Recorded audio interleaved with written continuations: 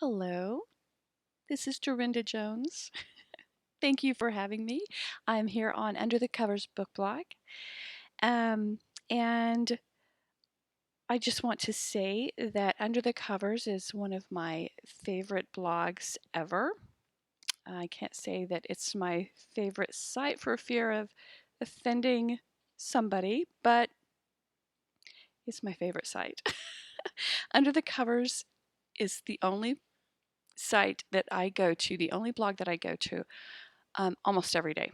Almost every single day, I read the reviews every single day, and I get ideas for new books. And of course, then I just add to my to be read file. But I love the site. I love the reviews. I think they're very positive, even if there wasn't a whole lot of wonderfulness in a book. I feel like the reviewers at Under the Cover still have something good to say. They have, positive things to say, and I like that. I hate negativity. No negativity. So I just want to thank you guys for having me here today. I love you guys. Um, I'm going to read some questions that Angela sent and answer them. Hopefully, we'll see. Tell us about your writing journey while writing The Curse of 10th Grave. Um, when I wrote Ninth Grave, I was really excited about Ninth Grave. I had been excited about Ninth since sixth. So I'd come up with sixth, seventh, eighth, and ninth when I very first started writing sixth. So I got ninth written. I wanted Charley to fall in love with Reyes all over again. That was my whole my whole spiel on that book. Um, and it was just fun to write. So when I got to 10th, I was like, well, crap. Now what? Well, boy, that doesn't stop me for long.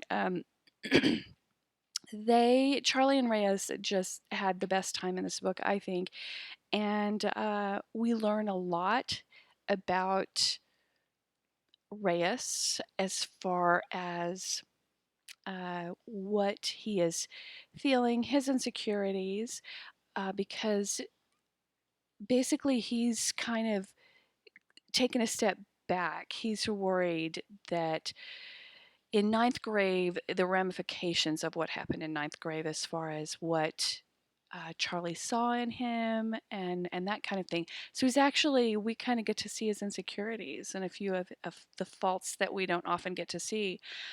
So we get to explore that. And then, of course, Charley is Charley. She's back to just being who she is, solving cases and that kind of thing. But um, she learns so much about Reyes's. I don't want to spoil anything for anyone. Reyes's, hopefully, if you haven't read Ninth, you might want to cover your ears. But Reyes's godliness and how that all came about, and how was he in this prison type situation in the first place, who sent them there, and that kind of thing. And we learned a lot about who he really and truly is from way back yonder, way back when. So that I thought that was fun exploring that and giving him a much huger role in the universe than we had expected. So that leads to the second question: what can we expect from Charley and Reyes in the latest installment? And that's pretty much it. Just the whole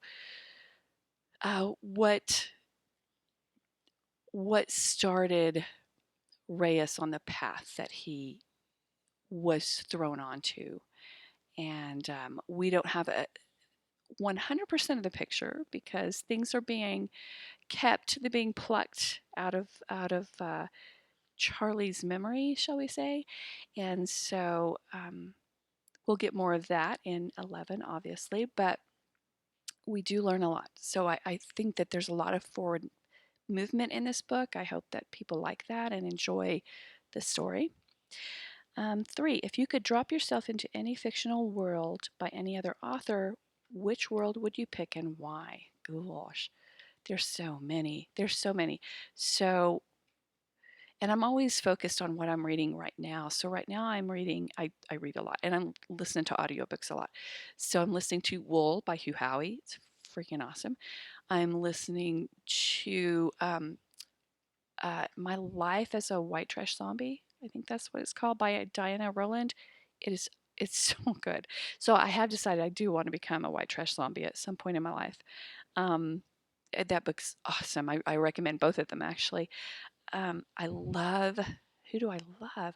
I love. Oh, I'm reading Karen Remoning's series, Fever series. So I would love to hang with Mac and mostly Barons and kick Faye ass.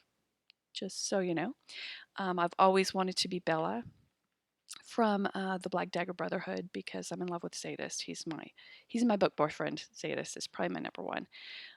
Although Barons is they're kind of neck and neck. Um, and I love Mercy Thompson. I always wanted to be Mercy Thompson and Patricia Briggs series. I love Mercy. I love everything about her. And and I just oh my god, I'm so in love with Jane Yellowrock from the Faith Hunter series. She is so cool. That is the cool. I'm so jealous of Faith because that is like the coolest idea ever. I started reading the book and I had to literally just put it down and just absorb the coolness of that series. It's awesome. So you probably wanted just one, and I apologize for this. But those are right now. Those are where I'm at right now. I'm sure I could come up with about 27 others, but I'll leave it at that. For show, tell us what we'd find if we rummaged through your purse. What item can you not leave the house without? Okay, wow. Well, here's my purse that I'm carrying right now. Polka dots of all things. Um, what do I have in here? Gosh. Okay, so I have popcorn salt because my sister and I are fixing to go to Fixin. I use Fixin. I'm Southern, sorry. Um, we are about to go to the movie. We're going to see Teenage Mutant Ninja Turtles, the second one. I know. I love those movies. I love them. I love all stories. If it's a story, I love all stories. And I love the mythology of the Teenage Mutant Ninja Turtles. It just fascinates me. So, anyway, there's that. What else do I have? I have lotion. I have Sweet and Low. I know it's not great for you, but I have my allergy medicine. I have 1,000 pens and some Sharpies. Keys. That's kind of about it. And I have, of course, some makeup for emergencies. I have powder and all that crap. That's about it. And of course, my wallet. My wallet. Can't leave home without my wallet. Um, yeah, this is probably my number one thing that I can't leave home without because obviously it's very important. But I kind of panic if I don't have some form of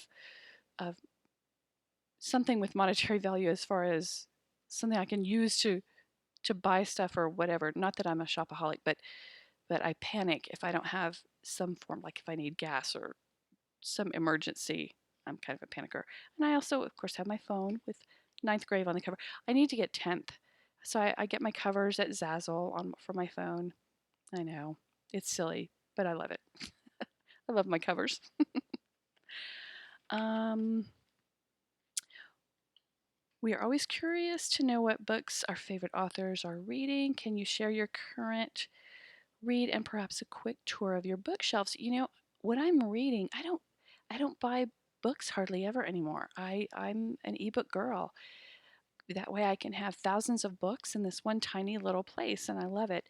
I have a lot of signed books, and let's see, who do I have signed? I have so many. That's silly. George R. R. Martin, um, Diana Rowland I got a bunch of those signed. Faith Hunter, Karen Remoning, J.R. Ward. I have so many. I have a lot of signed books, but um, because I am obsessed and I do fangirl a lot. But again, what am I reading right now? I already told you that I'm reading Wool and the White Trash Zombie. They're both fantastic, and Karen Remoning's books. Oh, and I've got, let's see, what do I have queued? Uh, Diana Love. I have Diana Love's next book. I need to read that one. That's fantastic. Robin Peterman. I'm reading Robin Peterman's fourth book in her Fashionably Dead series. Um, I read a lot of books at once. I know that's weird, but I do. I try to stick to three, but that doesn't always work. Anyway, okay, that's it for the questions. Thank you again for having me. I hope you enjoyed 10th Grave. I had a blast writing it. I'm one of those who I plot, and then I write the first draft of the book really fast for the most part. So hopefully it came out okay and everybody likes it. And yeah, that's about it. Thank you.